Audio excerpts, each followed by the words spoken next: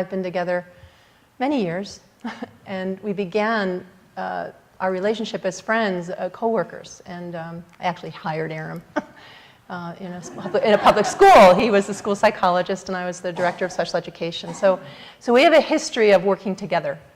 We were friends and workers, co-workers, before we were husband and wife, and parents. So there's a naturalness for us to be together and grow together. And as a psychologist in a school, I felt like I had to have the answer. And many kids were being put on medication, many kids. And you know, in the medical world, at least you have an MRI, you've got an X-ray you can look at.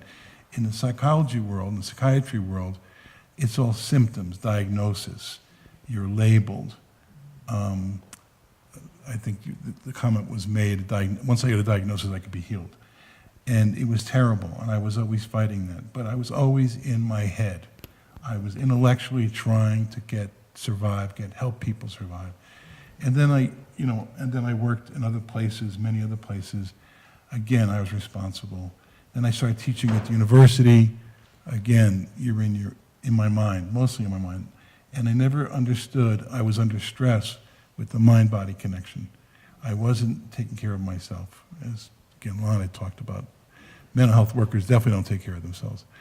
And so that's very important to us, because we couldn't help kids who were diagnosed with a label without helping the family and the community, doing something else. We just couldn't help them.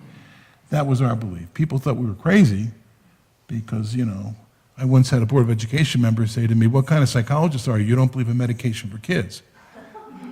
A good one. I mean, it was literally that bad. What kind of psychologist are you? Kids need medication. I mean, there's a dual world out there. But what happened was I was under a lot of stress, I think, in my head too much, not being balanced, no balance. And then I had a heart attack about 3 years ago. And I understood then that I better do something differently. I better live a different life. So when we went to the retreat, this is all background, all our pressure, the stress we were under with our daughter, stress I had been under. So the retreat really was interesting in Islam because I really loved this guy, this Mingtong Gu.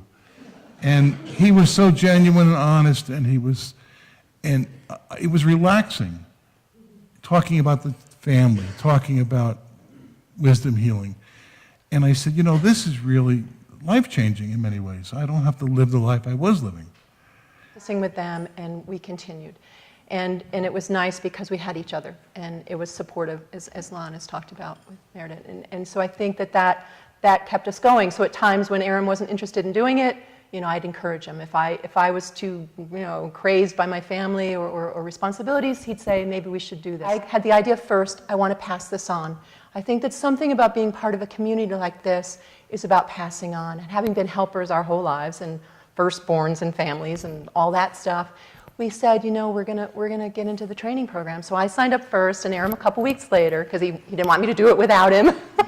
And so here we are, and the journey continues. And I think for me, wisdom healing Qigong, the most beneficial part is that I stay conscious. I stay awake in this world with my eyes open, my heart open, compassion and consciousness, and that's what I believe this is about. And for me, it's been having the complete mind, body, emotional connection.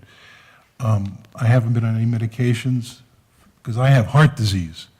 You know what that's like. And I'm not taking any of the statins, all this theories about cholesterol and things of that nature. But and when I do Qigong, many times I'll use test my blood pressure, and it's low. So that's the kind of measurable proof that I've been able to keep low blood pressure. This is going to make me a better teacher, and this will make me a better healer, a therapist too, because I find that this is a better way to reach people than just talk, or meds. And a better husband. Well, that's right. And there's been that benefit too. Yeah. So, you know, you really should advertise, you know, couples going to these retreats. It's better than marriage therapy. And It's It is- cheaper it is too. marriage therapy. It is marriage, and we've worked with couples our whole lives, so.